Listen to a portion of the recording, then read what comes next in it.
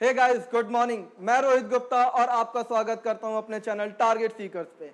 दोस्तों, आपने मेरा लेक्चर नंबर 1 का पार्ट 1 और पार्ट 2 देख लिया होगा। हमने लेक्चर 1 के पार्ट 1 और पार्ट 2 में कुछ बेसिक कंसेप्ट ऑफ जीएसटी के बारे में डिस्कस किया था। आज जो हमें डिस्कस करना है वो है constitutional amendment of GST. Constitutional amendment of GST, इसका मतलब क्या है?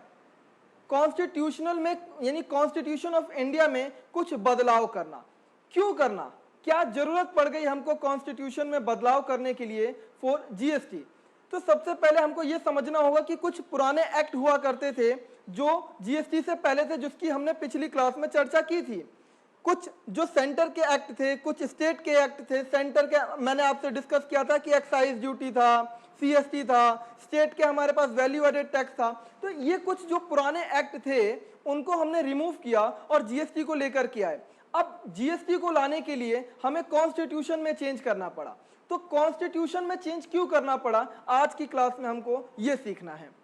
तो सबसे पहले हम ये समझते हैं कि कॉन्स्टिट्यूशन हमारा काम कैसे करता है। तो आप स्क्रीन पे देखिए, कॉन्स्टिट्यूशनल प्रोविजन क्या कहता है हमारे इंडिया का।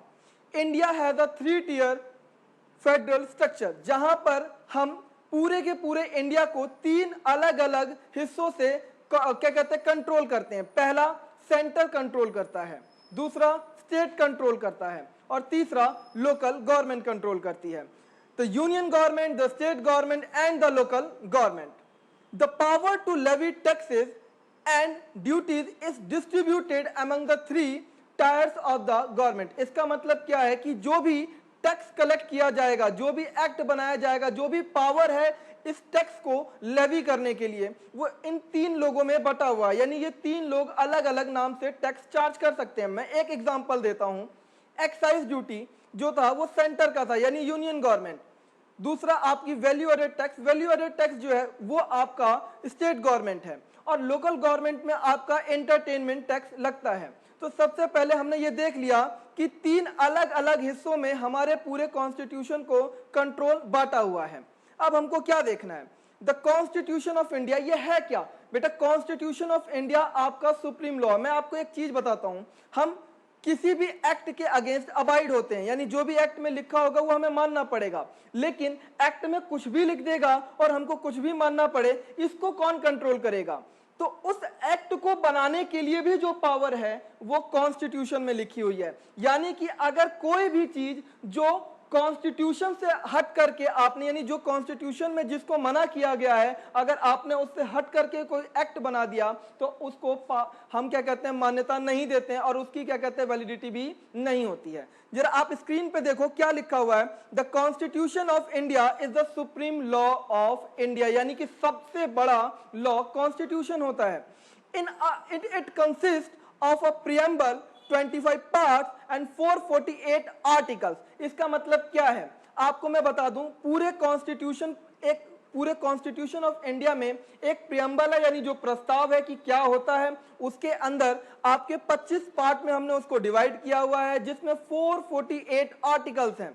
अच्छा, नॉर्मल अगर कोई एक्ट होता है तो उसमें सेक्शंस होते हैं, लेकिन कॉन्स्टिट्यूशन के अंदर आर्टिकल है और 12 शेड्यूल्स के अंदर वो डिवाइडेड है। यानी कि इस पूरे कॉन्स्टिट्यूशन के ही किसी आर्टिकल में, किसी शेड्यूल में ही ये पावर दी होगी कि आपको टैक्स चार्ज करना है। आपको इस एक्टिविटीज के ऊपर, अगर ये एक्टिविटी होगी तो आपको टैक्स लगाना है, ऐसी बात लिखी होगी। और अगर कोई बात ऐसी जो कॉन्स्टिट्यूशन में नहीं लिखी और फिर भी आप एक्ट बनाना चाहते हैं तो वो एक्ट आप नहीं बना पाएंगे। The power to levy and collect taxes whether direct और इनडायरेक्ट, चाहे वो डायरेक्ट टैक्स हो चाहे वो इनडायरेक्ट टैक्स हो, emerge from the constitution of India. यानी कॉन्स्टिट्यूशन ऑफ इंडिया ही हमको पावर देता है कि आपको टैक्स लगाना है। In case any tax law, be it an act, rule, notification और order is not in conformity with the constitution, it is called ultra virus of the constitution. यानी कि वो बियॉन्ड द पावर चला गया। Ultra vires का मतलब होता है कोई भी चीज जो बियॉन्ड द एक्ट है, बियॉन्ड द पावर है, जिसकी मान्यता नहीं मानी जाती। And is illegal and void, वो बेकार है, वो एक गैर कानूनी है, वो आपका वॉइड माना जाएगा। आगे, thus a study of the basic provision of the constitution is essential for understanding the genesis of the various taxes being imposed in India। इसका मतलब आप इससे पहले ये समझो कि कोई भी टैक्स कैसे लगाया जाता है, हमको कुछ कॉन्स्टिट्यूशन के बारे में जान लेना चाहिए। अब अगर आप स्क्रीन पे देखेंगे तो आपको दिखाई दे रहा है एक चार्ट जिसके अंदर बताया है कि प्रियम्बल है, 25 पार्ट्स हैं, 448 आर्टिकल्स हैं, 12 शेड्यूल्स हैं। ये हमारा पूरा कॉन्स्टिट्यूशन ऑफ इंडिया का स्ट्रक्चर है। अब हमको सारा कॉन्स्टिट्यूशन तो नहीं पढ़ना, हमको पढ़ना है जीएसटी। तो जीएसटी के लिए इसमें क्या बात है, यानी कहां कॉन्स्टिट्यूशनली हमें रिक्वायरमेंट है, कहां हमें कॉन्स्टिट्यूशन को जानना जरूरी है for the purpose of GST. GST एक टैक्स है, तो टैक्स कैसे लगाया जाएगा, टैक्स कब लगना चाहिए, ये बात कहां कॉन्स्टिट्यूशन में लिखी हुई है। तो जरा पढ़ते हैं आर्टिकल 265। आर्टिकल 265 क्या कहता है? The article 265 of the constitution of India prohibits, इसका मतलब वो रोकता है आर्बिट्रेरी कलेक्शन ऑफ टैक्स। इसका मतलब अपने मर्जी से कोई भी टैक्स नहीं आप क्या कहते हैं कलेक्ट कर सकते। कहीं पावर है और उस पावर का इस्तेमाल करके आपको पहले एक्ट बनाना पड़ेगा, then you collect the tax. It state that no tax be levied और कलेक्टेड, ना ही आप कोई टैक्स लगा सकते हैं और ना ही कलेक्ट कर सकते हैं except by the authority of law, यानी सबसे पहले लॉ से अथॉरिटी मिलनी चाहिए। और आर्टिकल 245 हमको ये अथॉरिटी देगा, अभी हम देखते हैं। अब आर्टिकल 245 क्या कहता है? Part 9 of the constitution deal with the relationship between the union and state. आपको मैं बता दूं कि हमारे देश के अंदर, इंडिया के अंदर यूनियन और स्टेट दोनों एक्ट बनाते हैं। लोकल गवर्नमेंट की भी क्या कहते हैं आपके एक्ट होते हैं, वो भी कुछ ना कुछ टैक्सेस वसूलते हैं। The power for enacting the laws is conferred on the parliament and on the legislature of state। इसका मतलब क्या है? जो भी एक्ट यूनियन गवर्नमेंट बनाएगी, यानी कि आपकी सेंट्रल गवर्नमेंट बनाएगी, वो बाय द पार्लियामेंट बनेगा। जो भी एक्ट अगर आपकी स्टेट गवर्नमेंट बनाएगी, वो by the legislature of state बनाया जाता है। Article 25 of the constitution, subject to the provision of this constitution, parliament may make laws for whole और any part of the territory of India, यानी पूरी India, या central government चाहेगी तो वो पूरी इंडिया के लिए भी कोई एक्ट बना सकती है, या पर्टिकुलरली किसी एक पॉइंट के लिए, किसी एक टेरिटरी के लिए, किसी एक स्टेट्स के लिए वो अलग से एक्ट बना सकती है सेंट्रल गवर्नमेंट। लेकिन स्टेट सिर्फ और सिर्फ अपने एक स्टेट का ही एक्ट बना पाएगा। अब आर्टिकल 246, हमने दो आर्टिकल देखा, आर्टिकल 265, हमने देखा आर्टिकल 245, और हमको अब देखना आर्टिकल 246। एक बार रिपीट करता हूं मैं, आर्टिकल 265 कहता है कि अगर आपको अथॉरिटी नहीं है लॉ बनाने की, अगर आपको एक्ट बनाने की अथॉरिटी नहीं है, तो आप अपने मनमानी टैक्स नहीं वसूल सकते हो। आर्टिकल 245 कहता है कि जो भी एक्ट बनेंगे, कुछ एक्ट सेंटर बनाएगा बाय द पार्लियामेंट, कुछ एक्ट स्टेट बनाएगा bye the legislature of state. और आर्टिकल 246 बताता है कि किस एक्टिविटीज के ऊपर कौन एक्ट बनाएगा। Article 246 gives the respective authority to the union and the state, यानी कि यूनियन को और स्टेट को अथॉरिटी 246 आर्टिकल देता है।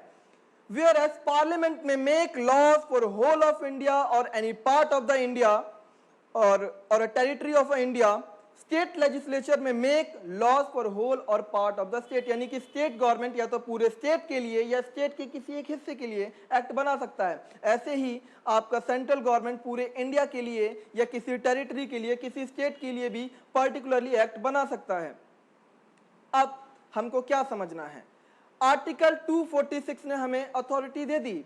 आर्टिकल 246 की अथॉरिटी के हिसाब से 7th schedule to the article 246, उसमें 3 लिस्ट दी हुई हैं, लिस्ट 1, लिस्ट 2 और लिस्ट 3।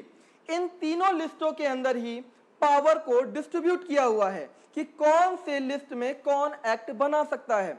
आप जरा देखें स्क्रीन पे, लिस्ट 1 का नाम दिया है यूनियन लिस्ट, यानी लिस्ट 1 में जो जो एक्टिविटी लिखी होगी उसके ऊपर सिर्फ और सिर्फ यूनियन गवर्नमेंट यानी कि सेंट्रल गवर्नमेंट ही एक्ट बना पाएगा। लिस्ट 2 जिसको हम लोग स्टेट लिस्ट बोलते हैं, स्टेट लिस्ट में जो पावर है, जो एक्टिविटीज लिखी हुई हैं, उसके ऊपर स्टेट गवर्नमेंट अपना एक्ट बना सकता है।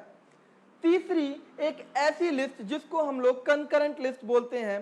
कंकरेंट लिस्ट क्या होता है? कंकरेंट लिस्ट में ऐसी एक्टिविटीज लिखी हुई हैं जिसके ऊपर सेंट्रल गवर्नमेंट और स्टेट गवर्नमेंट दोनों ही एक्ट बना सकता है। मतलब कोई एक ऐसी एक्टिविटी, मैं एक एग्जांपल देता हूं, मान लो एनवायरनमेंट के ऊपर सेंट्रल गवर्नमेंट भी अपना एक एक्ट बना सकती है और स्टेट गवर्नमेंट भी उसके ऊपर अलग से अपने राज्य के अंदर उसका एनवायरनमेंट कैसा होना चाहिए, वो कैसे कंट्रोल करेगा, उसके ऊपर एक्ट बना सकती है। अब आपको मैं बता दूं, कोई भी जो टैक्स लॉज होते हैं वो बाय एंट्रीज, यानी आपकी जो क्या कहते हैं लिस्ट होती है उसमें एंट्री नंबर होते हैं। तो एंट्री 82 से लेके 91 तक जो लिस्ट 1 में लिखा हुआ है वो सेंट्रल गवर्नमेंट के पास पावर है कि वो उसके ऊपर टैक्सेस चार्ज कर सकती है। सेम 45 से लेकर के 63 तक लिस्ट 2 यानी कि आपकी स्टेट लिस्ट में पावर दी हुई है। अब जो हमको पढ़ना है वो बहुत इंपॉर्टेंट चीज पढ़ना है, वो है कॉन्स्टिट्यूशनल अमेंडमेंट एक्ट 2016। क्या होता है ये कॉन्स्टिट्यूशनल अमेंडमेंट एक्ट और क्यों पढ़ना पड़ा, मैं आपको बताता हूं। आपको मैंने अभी 3 लिस्ट के बारे में बताया जिसमें हमने देखा एक में होल सोल पावर थी सेंट्रल के पास, एक में होल सोल पावर थी स्टेट के पास, और एक ऐसी एक्टिविटीज लिखी थी जिसमें दोनों अपनी अपनी मर्जी से एक्ट बना सकते हैं।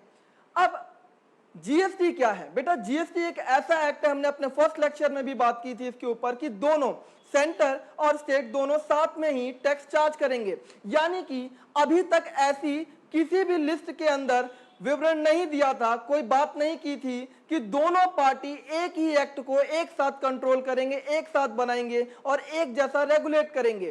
तो अब हमको कॉन्स्टिट्यूशन में बदलाव करना पड़ा, और कॉन्स्टिट्यूशन के अंदर जब भी हमें बदलाव करना पड़ता है तो पहले कॉन्स्टिट्यूशनल बिल लेके आना पड़ता है। बिल के ऊपर पार्लियामेंट में चर्चा होती है, चर्चा होने के बाद वो राज्यसभा जाता है, राज्यसभा में जब चर्चा हो जाता है, जब प्रेसिडेंट की एसेंट मिलती है तो वो एक्ट बनता है। तो सबसे पहले कॉन्स्टिट्यूशनल बिल गया, then it becomes a constitutional amendment act. अब ये कॉन्स्टिट्यूशनल बिल कौन सा था और कॉन्स्टिट्यूशनल अमेंडमेंट कौन सी थी? तो जीएसटी के लिए कॉन्स्टिट्यूशनल अमेंडमेंट बिल 122 यानी कि 122वां नंबर जो अमेंडमेंट था वो जीएसटी के कॉन्स्टिट्यूशनल अमेंडमेंट का था, और जो एक्ट बना वो कॉन्स्टिट्यूशनल अमेंडमेंट एक्ट 101 बना। इसका मतलब यह है कि कोई भी अमेंडमेंट बिल जब तक एक्ट नहीं बनता हम उसको एक्ट का नंबर नहीं देते, और जरूरी नहीं है कि जो हर बार आपका बिल जाएगा वो एक्ट भी बन जाए। तो इसलिए कॉन्स्टिट्यूशनल अमेंडमेंट बिल 122 था और कॉन्स्टिट्यूशनल अमेंडमेंट एक्ट 101 था। अब ये कॉन्स्टिट्यूशनल अमेंडमेंट एक्ट जो है, अब हमको ये समझना है कि इसकी नीड क्या थी। नीड हमने देख लिया थोड़ा सा, और थोड़ा मैं अभी और बताता हूं आपको। हमने एक छोटा सा नीड देखा कि हमारे जो पुराने जो लिस्ट थे, लिस्ट 1, लिस्ट 2 और लिस्ट 3, इनमें कहीं पर भी इसके बारे में कोई चर्चा नहीं की थी कि कैसे दोनों सेंटर और स्टेट एक एक्ट बनाएंगे और दोनों एक साथ उसको रेगुलेट करेंगे। तो हमको कॉन्स्टिट्यूशनल अमेंडमेंट करना पड़ा और कॉन्स्टिट्यूशनल अमेंडमेंट एक्ट 101 लेकर के आए। जब कॉन्स्टिट्यूशनली हमने अमेंड कर दिया, जब हमने अब ये पावर दे दी कॉन्स्टिट्यूशन में कि हाँ अब सेंटर और स्टेट दोनों मिलकर के एक्ट बना सकते हैं, तो जीएसटी का बिल तैयार हुआ और फिर जीएसटी का बिल पार्लियामेंट में गया और उसके ऊपर चर्चा हुई और जीएसटी का एक्ट बना। अब कुछ बातें जो स्क्रीन में लिखी हैं उसको एक बार पढ़ लेते हैं। The subject where the state government have the power to levy taxes, Parliament has a further power to make any laws for any part of India not comprised in state, even if such matter is not included in the state list. इसका मतलब क्या है कि हमने देखा कुछ power दी थी आपकी यूनियन लिस्ट के अंदर, कुछ स्टेट लिस्ट में दी थी, कुछ कंकरेंट में दी थी। अब कुछ ऐसी पॉइंट, कुछ ऐसी एक्टिविटी है जिसकी पावर स्टेट गवर्नमेंट के पास नहीं, यानी स्टेट लिस्ट में नहीं लिखी, तो पार्लियामेंट यानी कि सेंट्रल गवर्नमेंट उसको अलग से बना करके पारित करवा सकती है। ये पावर है यूनियन गवर्नमेंट के पास कि वो जो स्टेट लिस्ट में नई एक्टिविटी दी थी उसके बारे में भी वो एक्ट बना सकते हैं और उसको पालन करवा सकते हैं। आगे चलते हैं। Power to levy goods and service tax has been conferred by the Article 246A. अब ये 246A जो आर्टिकल है ये हमको इंट्रोड्यूस करना पड़ा जब हमने देखा कि आर्टिकल 246 के अंदर वो पावर नहीं थी। तो तो हमने कॉन्स्टिट्यूशनल अमेंडमेंट करी, कॉन्स्टिट्यूशनल अमेंडमेंट एक्ट बनाया 101 और हमने कॉन्स्टिट्यूशन ऑफ इंडिया के अंदर आर्टिकल 246 ए को इंसर्ट करा। Article 246 A of the constitution which was introduced by the constitution 101 amendment act 2016, क्योंकि ये एक्ट 2016 में पास हुआ था, constitutional amendment act. Before discussing the significant provision of the Constitution amendment, let us first understand why there arose a need for such constitutional amendment.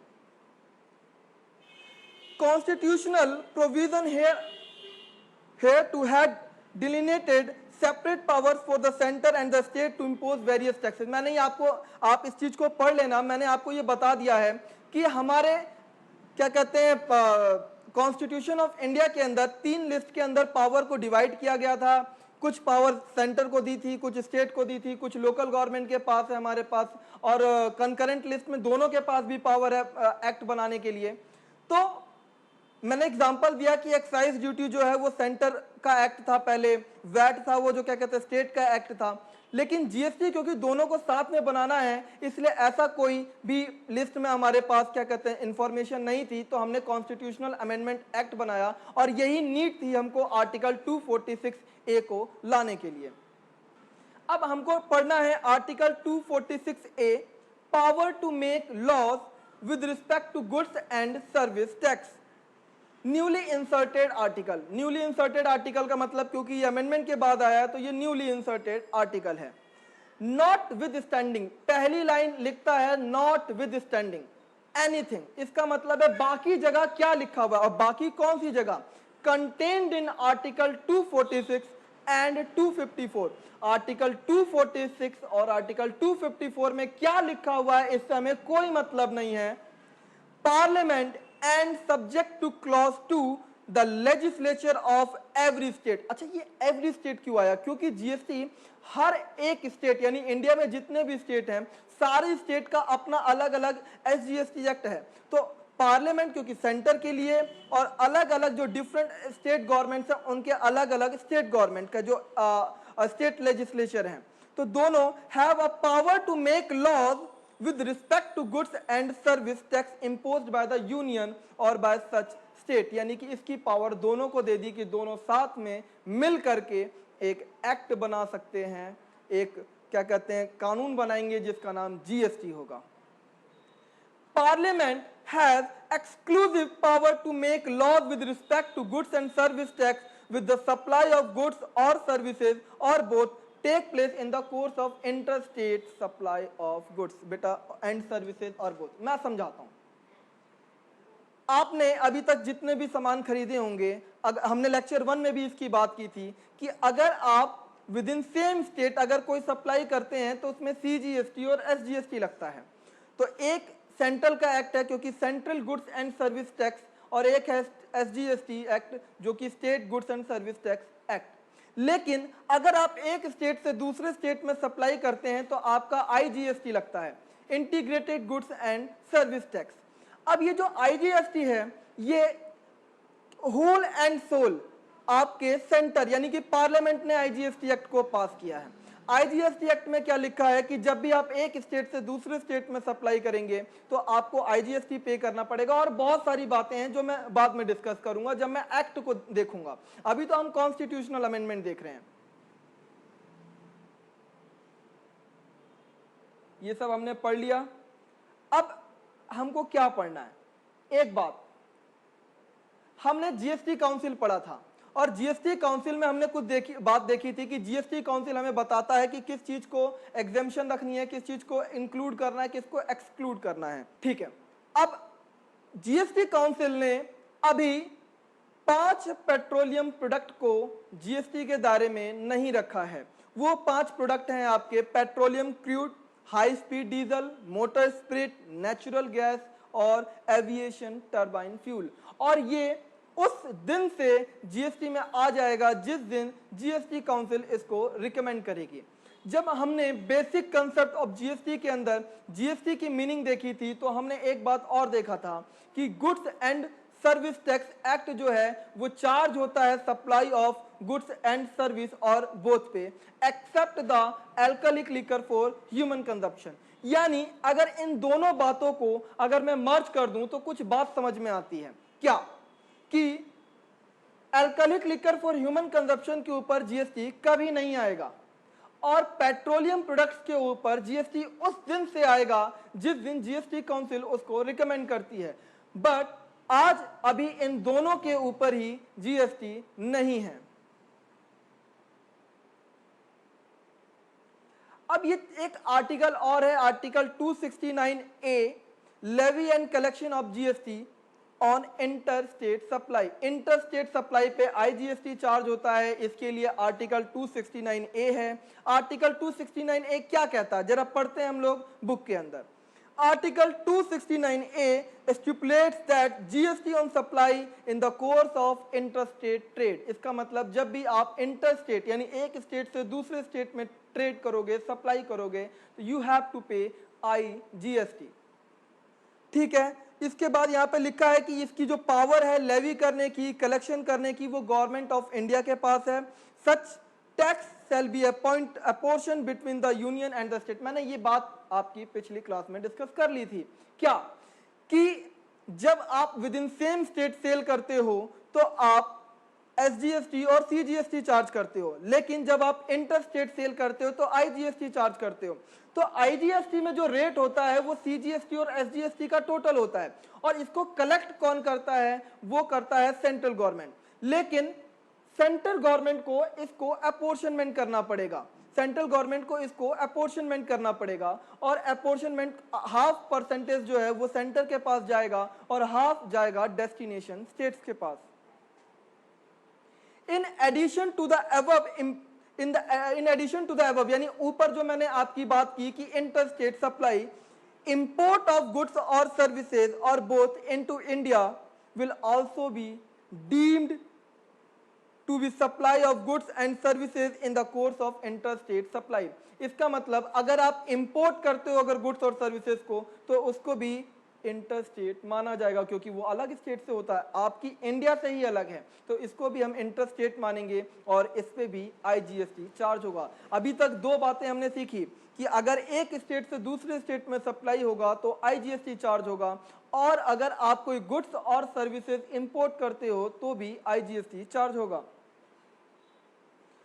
This will give power to the central government to levy IGST on the import transaction which were earlier subject to countervailing duty under the Custom Tariff Act 1975। मैं आपको बता दूं कि जब GST नहीं था, अच्छा मैं पहले आपके साथ ये बात डिस्कस कर लूं कि जब हम इंपोर्ट करते हैं, जब हम दूसरे देश से कोई सामान मंगाते हैं तो हमको क्यों जीएसटी चार्ज करना पड़ रहा है, और जब जीएसटी नहीं था तो हमको एक्साइज ड्यूटी और वैट के बराबर काउंटरवेलिंग ड्यूटी लगानी पड़ती थी।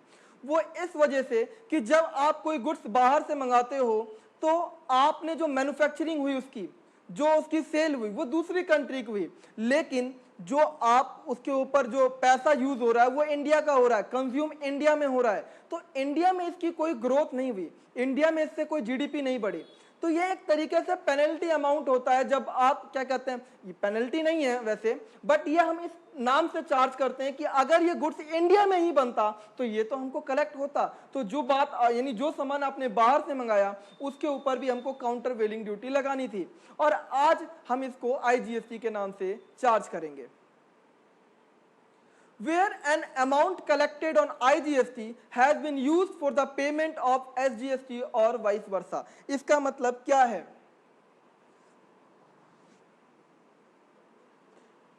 Such amount एक बार फिर से स्टार्ट करते हैं। Where an amount collected on IGST has been used for the payment of SGST or vice versa, such amount shall not form part of the consolidated fund of India। This is to facilitate transfer of fund between the center and state। अच्छा, हमने first lecture में एक बात और की थी कि GST के अंदर सीमलेस फ्लो ऑफ क्रेडिट है, और जब सीमलेस फ्लो ऑफ क्रेडिट की हम बात करते हैं तो मान लो अगर आपने कोई पहले सामान खरीदा विद इन सेम स्टेट और फर्दर अगर आप सप्लाई करते हो डिफरेंट स्टेट, या आपने सामान पहले डिफरेंट स्टेट से खरीदा और बाद में सप्लाई करते हो सेम स्टेट में, तो जब आप डिफरेंट स्टेट से आप क्या कहते हैं जब सप्लाई करोगे तो यू हैव टू पे आईजीएसटी, और जब आप आगे सेम स्टेट में सप्लाई करोगे तो आपने कलेक्ट किया SGST CGST, जो आपको क्या कहते हैं गवर्नमेंट को पे करना है। तो जो टैक्स आपने पहले पे किया IGST के रूप में, आप उसका क्रेडिट भी ले सकते हो CGST और SGST के लिए। Parliament is empowered to formulate the principle regarding place of supply and when supply of goods or services or both occurs in interstate supply।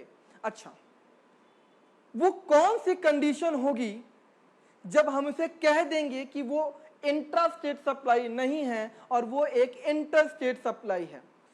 इसके लिए हमको प्लेस ऑफ सप्लाई का प्रोविजन समझना पड़ेगा, और ये प्लेस ऑफ सप्लाई का provision IGST act के अंदर दिया हुआ है। जब हम IGST एक्ट को पढ़ेंगे तो वहां पर हम प्लेस ऑफ सप्लाई के प्रोविजंस को भी समझेंगे। अब जो हमें स्टार्ट करना है, definition of goods and service tax. अब यहां पर जो सर्विस है, जो स्टेट है, जो गुड्स है, इन सब की डेफिनेशन कहां पे दी है? तो GST यानी गुड्स एंड सर्विस टैक्स की जो डेफिनेशन है वो आर्टिकल 366 टू 12A में दी हुई है, जो हमने ऑलरेडी डिस्कस कर लिया था। एक बार मैं फिर से पढ़ देता हूं। Goods and service tax means any tax on supply of goods और सर्विसेज और both except the taxes on supply of alcoholic liquor for human consumption, यानी ह्यूमन कंजप्शन के लिए जो एल्कोहलिक लिकर यूज हो रहा है उसको छोड़ करके बाकी सभी चीजों के ऊपर GST चार्ज होगा। सर्विस का मतलब क्या है? एनीथिंग अदर देन गुड्स, यानी गुड्स के अलावा जो भी चीज होगी वो सर्विस होगी। ये आर्टिकल 366(26)A में लिखा है। और गुड्स की जो स्टेट की डेफिनेशन है वो लिखा है आर्टिकल 246A में, 268, 269, 269A and article 279A includes a union territory with legislature. इसका मतलब, अच्छा मैं आपको एक चीज बताता हूं, हमारे देश में यूनियन टेरिटरीज भी हैं, स्टेट्स भी हैं। यूनियन टेरिटरीज को स्टेट नहीं माना जाता, वो उसके लिए यूनियन टेरिटरीज के GST एक्ट बनाए गए हैं, UTGST एक्ट बोलते हैं। लेकिन दो ऐसे यूनियन टेरिटरीज हैं जिसका खुद का स्टेट लेजिस्लेचर है, तो उसको हमने, वैसे वो स्टेट नहीं है पर for the means of GST हमने उसको स्टेट माना है। वो दो स्टेट यानी दो आपके जो यूनियन टेरिटरीज हैं वो हैं दिल्ली और पुडुचेरी। पुडुचेरी और दिल्ली के अपने खुद के स्टेट लेजिस्लेचर हैं, और इसलिए हमने for the purpose of GST उसको स्टेट माना है। यानी कि GST के अंदर जब भी हम दिल्ली की बात करेंगे तो दिल्ली वो एक स्टेट है UTGS, यानी कि वो एक यूनियन टेरिटरी नहीं माना जाएगा। डेफिनेशन ऑफ गुड्स की अगर मैं बात करूं तो गुड्स का मतलब क्या? Goods includes all material, commodities and article, यानी गुड्स के अंदर सारे आपके मटेरियल, कमोडिटीज और आर्टिकल आते हैं। मैं गुड्स की डेफिनेशन बहुत डीप लेने वाला हूं और गुड्स की डेफिनेशन बहुत डीपली है भी, लेकिन वो जब हम बात करेंगे CGST एक्ट 2017 की तब हम उसको पढ़ेंगे।